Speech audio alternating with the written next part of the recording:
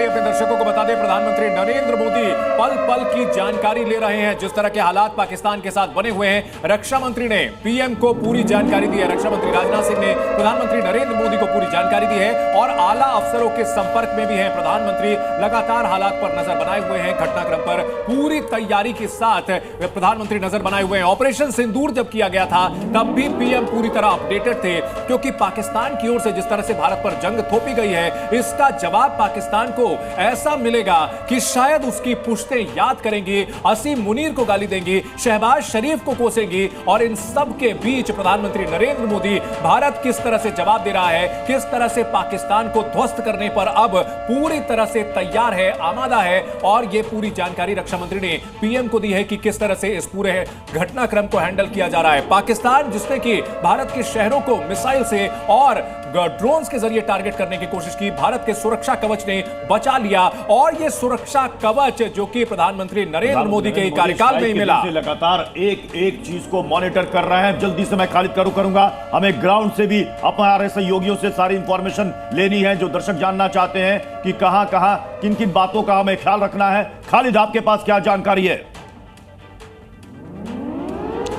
देखिए, जहां एक तरफ नियंत्रण रेखा और इंटरनेशनल बॉर्डर पर तनाव है और लगातार जो है हमारा देश जो है वो रिटेलिएट कर रहा है, वहीं लोगों के जो व्यवस्था है उसको देखने के लिए अभी मुख्यमंत्री जो है जम्मू के लिए रवाना हुए हैं। क्योंकि कल जिस तरह से एक कोशिश की गई थी कि जम्मू को दहलाने की, उसको बर वक्त जो है नाकारा कर दिया गया। करीबन 50 से ज़्यादा ड्रोन को गिरा दिया गया, 3 जेट्स गिरा दिए गए पाकिस्तान के। और इसके अलावा बहुत ही उस आड़ में घुसपैठ की भी कोशिश की गई, उसको भी नाकारा कर दिया गया। यानी हर फ्रंट पे जो है देश के जो स्पाई थे वो सतर्क थे, चाहे घुसपैठ हो, चाहे हमला हो, चाहे ड्रोन हो, एयर स्ट्राइक हो, जमीनी हो, हर जगह। अगर बात की जाए पाकिस्तान की ओर से, हर वो हथियार जो उसके पास उपलब्ध था उसने भारत के ऊपर दाग दिया और जम्मू कश्मीर को टारगेट करने की कोशिश की। और कहीं ना कहीं भारत की जो सुरक्षा छतरी थी वो इतनी मजबूत थी कि इसको पूरी तरह से भेद नहीं पाया और पूरे जितना भी हमला था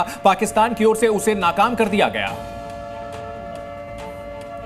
बिल्कुल, मैं आपको बता दूं, सबसे ज़्यादा तो एयर डिफेंस सिस्टम जो हमारा है वो इतना स्ट्रांग था कि हर चीज़ को डिटेक्ट किया गया, उसको ब्लॉक किया गया, उसको डिस्ट्रॉय किया गया।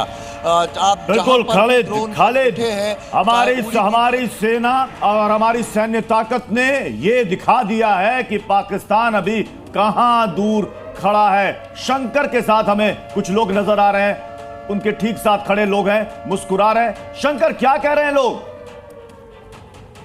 शंकर, लोगों से बात कीजिए। बिल्कुल, जिस तरीके से ब्लैकआउट खत्म होने के बाद सामान्य स्थिति हो चुकी है और जिसमें शहर के वो नागरिक वहीं उसी चौराहे पर उसी चाय की थड़ी पे पहुंचे हैं और चाय की चुस्कियां ले रहे हैं। चुस्की के साथ में जो रात्रि में जिस तरीके से भारतीय वायुसेना ने दुश्मन को लोहे के चने चबाए, उस पर एक दूसरे आपस में बातें कर रहे हैं। हम यहाँ पर कुछ लोग हैं, रात्रि में जो घटना हुई, बमबारी हुई, भारतीय वायुसेना ने उसको कड़ा मुकर दिया। आप ठीक है, बड़ी खबर आ रही है शंकर, अपने दर्शकों को बड़ी खबर बता दें।